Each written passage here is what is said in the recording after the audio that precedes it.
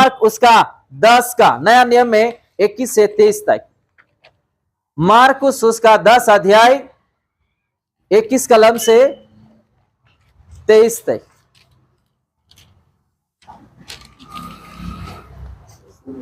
यीशु ने उस पर दृष्टि करके उससे प्रेम किया और उससे कहा, तुझ में एक बात की घटी है। जा, जो कुछ तेरा है उसे बेचकर कंगालों को दे दे और तुझे स्वर्ग में धन मिलेगा, और आकर मेरे पीछे हो ले।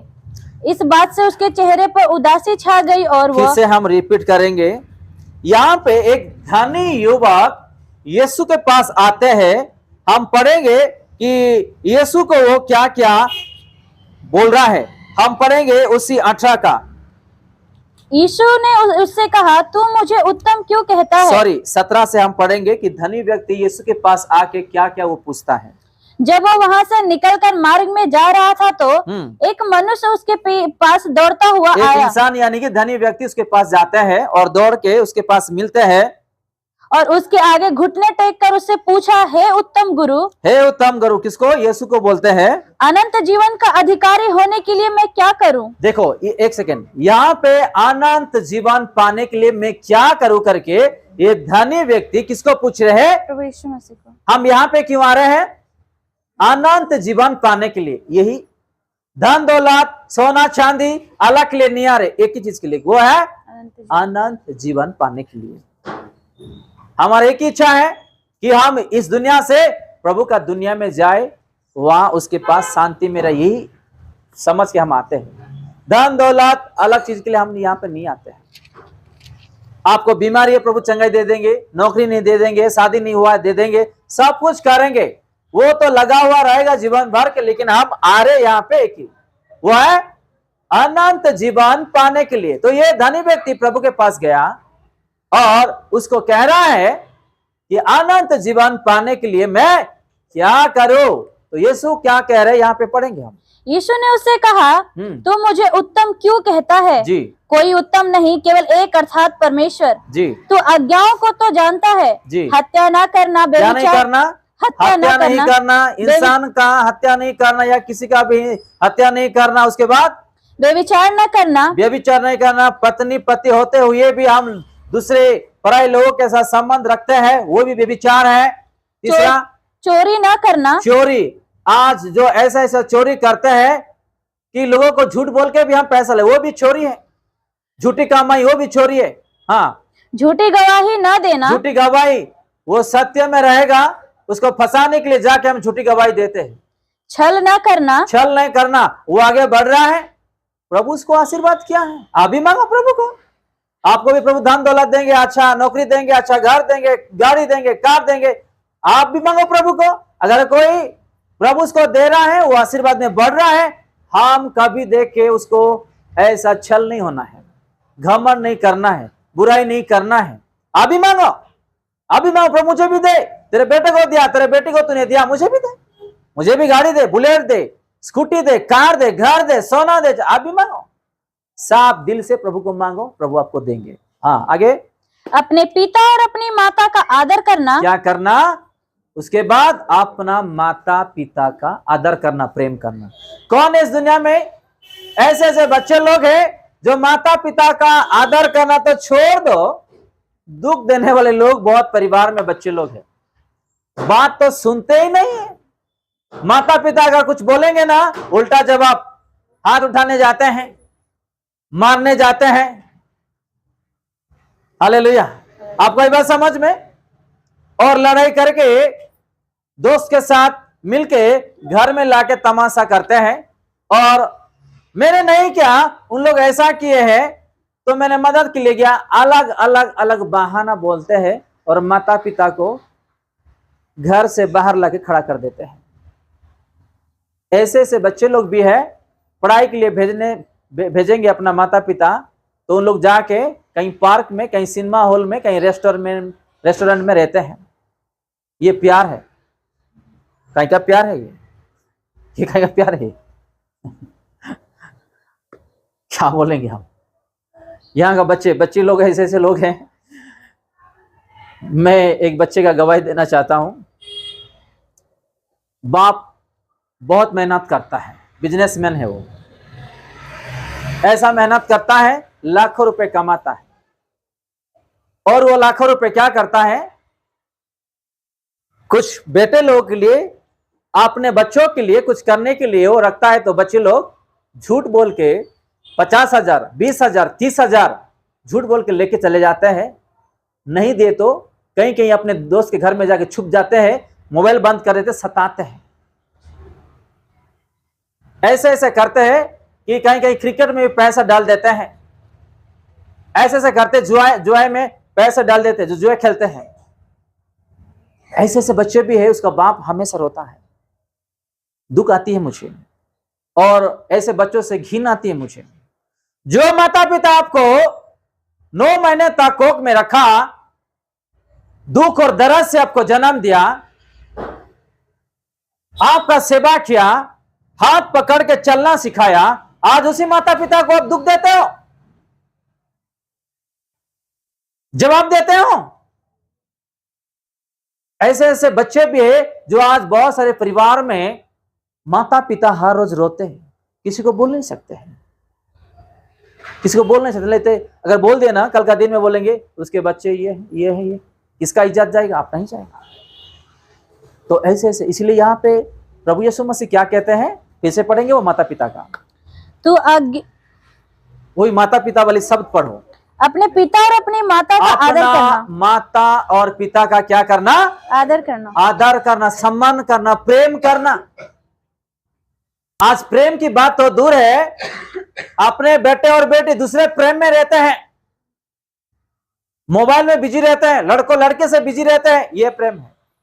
माता पिता को छोड़ के, जो आपको जन्म दिया, जो आपको इंसान बनाया, आज उसी माता पिता का नाम, आज आपका नाम भी आया, जो आपको बस्ती में जानते, शहर में जानते, स्कूल कॉलेज में जानते हैं, आपके रिश्ते लोग जानते हैं कि ये उसके बेटे और बेटी है। आज उसी माता पिता को आज हम क्या करते हैं, दुख देते हैं।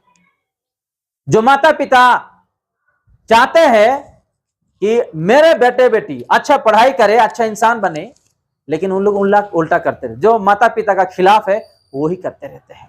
इसलिए प्रभु यीशु मसीह यहाँ पे कहते हैं, चोरी नहीं करना, व्यभिचार नहीं करना, हत्या नहीं करना, माता पिता का आदर करना, छल नहीं होना। और आगे उसने उससे कहा, हे गुरु। हे गुरु कौन कह रहे हैं, वो धनी व्यक्ति जिसको प्रभु ने बहुत आशीष दिया है, लेकिन एक ही कमी है उसके पास। प्रभु यहाँ पे कहते हैं, इन सबको मैं लड़कपन से ही मानता आया हूँ। यीशु ने उस पर दृष्टि करके उससे प्रेम किया और उससे कहा, तुझ में एक बात की घटी है, जा जो कुछ तेरा धन है तेरा है उसे बेचकर कंगालों को दे दे। बस बस बस। जब यीशु को वो कह दिया मैं सारा आज्ञा को पालन करता हूं, यीशु खुश हो गए और उसको प्रेम करने लगे। लिखा है वचन में, जैसे ही उन्होंने कह दिया धनी व्यक्ति, मैं सारा आज्ञाओं को बचपन से पालन करते हुए मैं आ रहा हूं, जैसे यीशु ने सुना वो खुश हो गए, क्योंकि ऐसे आज्ञा पालन करने वाले को बहुत बहुत प्यार करते हैं। कौन? अपना यीशु मसीह। आज्ञाओं में चलने वाले, आज्ञाओं को पालन करने वाले और आज्ञाओं में खड़ा होने वाले, ऐसे लोगों को प्रभु बहुत पसंद करते हैं, प्यार करते हैं। और प्रभु ने उसको देखा कि उसके पास एक कमी था, वो है लोगों को मदद करने का एक कमी था। बाकी सारा चीज उन्होंने नहीं किया। आज हम लोगों को मदद कर रहे हैं क्या? मैं ये नहीं कह रहा हूं कि आपका पैसा पूरा दे दो या पैसा देते रहो। किसी को अगर आज नौकरी नहीं है, काम नहीं, थोड़ा अगर आप जानते हैं किसी को नौकरी लगाओ, नौकरी में डालो, उसको काम में थोड़ा लेके जाओ। अगर कोई नया परिवार आया है, नौकरी में उसको लगाओ। घर नहीं तो घर ढूंढ के दो, मदद करो, प्रभु आपको आशीर्वाद करेंगे। ऐसे ऐसे सहायता करने वाले चीजों में प्रभु बहुत इंटरेस्टिंग रहते हैं और बहुत पसंद करते हैं, बहुत प्रेम करते हैं ऐसे चीजों में। और यीशु मसीह यहां पे उसको कहता है कि एक चीज कमी है, वो है तेरा जो जीवन में जो तूने पाया वो धन दौलत क्या करना, भेज देना और किसको दे देना,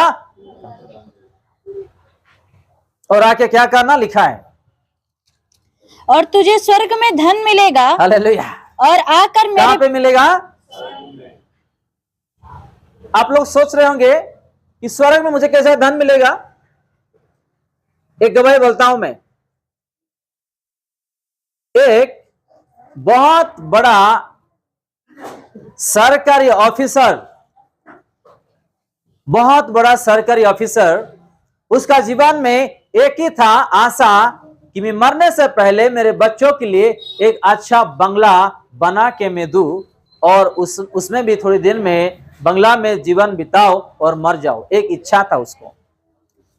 कोई पास्टर वहां पे गया उसके पास, सर हमारा कलेसिया में थोड़ा फैन नहीं है, चेयर नहीं है, नौकरी नहीं है, चावल नहीं है। वो जो मांगते थे ना वो कभी ना नहीं कहता था, वो देते गया देते गया। एक दिन ऐसा हुआ कि एक पास्टर गया उसके पास, सर मेरे घर में फैन नहीं है, बुजुर्ग में बहुत प्रॉब्लम में हम सो नहीं पा रहे हैं। तो उसका फैन उतार के उसको दे दिया, नया फिट करने जा रहा था, उसको उतार के वो पास्टर जी को दे दिया, वो चले गया। कुछ दिनों के बाद जिसको जिसको वो मदद किया वो व्यक्ति मर गया। वो व्यक्ति मर जाने के बाद प्रभु ने उसको ले लिए स्वर्ग में, और प्रभु स्वर्ग के गेट से ही इंतजार कर रहे थे कि मेरे बेटे कब आएंगे। हालेलुया। आज अपने लिए कोई, मेरे लोग, मेरे बेटे, मेरे माता पिता, मेरे पति, मेरे पत्नी, मेरे भाई बहन आएंगे, खुश होकर देखने वाले लोग हमारे लिए कोई नहीं है। लेकिन जब वो मर गया, स्वर्गदूत को भेजा उसका आत्मा को लेकर जाने के लिए, और प्रभु ने उसके लिए क्या किया, देख रहा है कि मेरे बेटे कब आएंगे। स्वर्ग के गेट में प्रभु यीशु मसीह ने खड़ा है, और जैसे ही उधर गया प्रभु उसको गले लगाया और उसको चुंबन किया। आजा बेटा, तुझे मैं ऐसी जगह लेके चलता हूं। उसको लेके गया, एक ऐसे जगह लेके गया, एक ब्यूटीफुल एक प्लेस बनाया है, एक ब्यूटीफुल, एक ऐसा सुंदर कि दुनिया में आप कहीं भी ऐसा आपको नहीं मिलने वाला। वहां लेके गया, खड़ा किया, बेटा ये देख कैसा लग रहा है, बहुत सुंदर है पिता, ये क्या है, ये किसके लिए? तो यीशु उसको कहता है कि बेटा तेरे जीवन में एक आशा था कि मेरे बच्चों के लिए, मेरे परिवार के लिए एक अच्छा खूबसूरत बंगला बनाऊंगा, और मैं भी मरने से पहले थोड़े दिन उस बंगले में जीवन बिताऊंगा। लेकिन जो तूने मेरे लोग को जो जो मदद किया, करते करते तू बंगला नहीं बना पाया, इसलिए तेरी इच्छा यहाँ पे मैंने पूरी किया। हालेलुया। तेरी इच्छा यहाँ पे मैंने पूरी किया, तू यहाँ आज से आराम से रह ले। हालेलुया। अगर हम अपने जीवन में प्रभु कुछ दिया है, कुछ किया है, लोगों को भलाई करने में आगे रहो, ताकि प्रभु आपका जीवन में जो भलाई करने में वो जो सोच रखा है आपका जीवन में वो पूरी करे। हालेलुया। इसलिए यहाँ पे लिखा है, फिर से हम पढ़ेंगे और हम समाप्त करेंगे।